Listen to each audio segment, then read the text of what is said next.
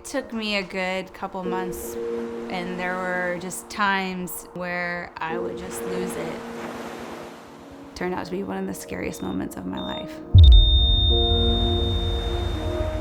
It was Saturday morning. We were out there just kicking the ball around the beach between the two of us, and JR kicked it towards the ocean, so I ran over there and went down to pick up the ball, and out of the corner of my eyes when I saw him collapse. I went over there, and as I got closer, and I saw him shaking and trembling, and it looked like he was having a seizure. So at that point, I'm like, something's wrong. What I thought was a seizure turned out to be a lot worse. A friend of mine and I went to a yoga class that morning. Luis called my phone and was asking me if JR had any heart conditions, is he on any medication? And he said he's not breathing, he doesn't have a pulse. The last that I knew, Luis said the ambulance is on its way. We went to the emergency room and I just sat in the waiting room trying to hold it together. I was in almost like an altered state. You know, just the uncertainty was excruciating.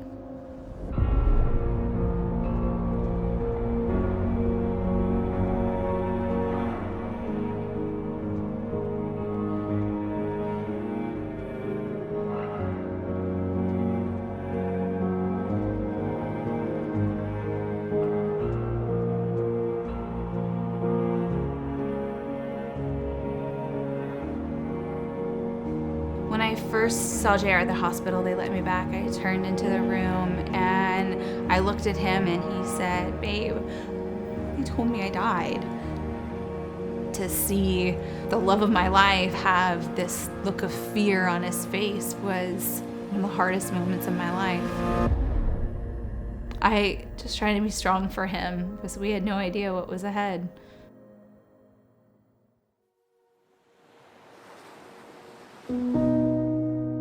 I feel like I was physically and mentally awoken that day. Because I'm so young to have a cardiac incident, I was given an ICD, so I have an implantable defibrillator in my left chest. 6 months later, after my incident, it happened again actually on the golf course. The ICD went off, it shocked me, and fortunately I was able to recover. I do have a sense of uncertainty, the fact that it could happen again, and I don't really know why my cardiac arrest happened to me to this day. I'm at the point now that I'm really curious about that and to understand why. So there's a lot of research that needs to be done. My passion now is really this cause and what the American Heart Association stands for.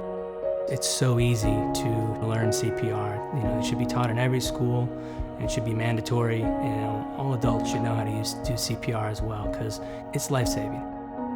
We have the capacity to connect the American Heart Association to those causes and to make sure that kids in schools are getting the CPR certification and kits that they need. My life changed in a huge way. I don't have a day that goes by that I don't wonder if I get a call from JR, if his ICD went off, is he okay? We still don't know what happened.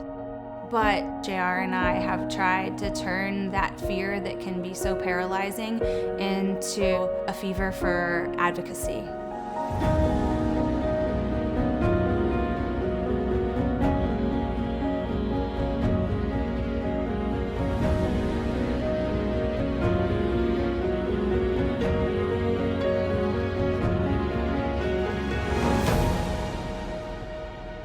It's definitely not my time yet, you know. I mean, I think of the people that, why do they die, why do they live? And I was chosen to stay. I accept that, but I have to continue to do things to validate my reason here.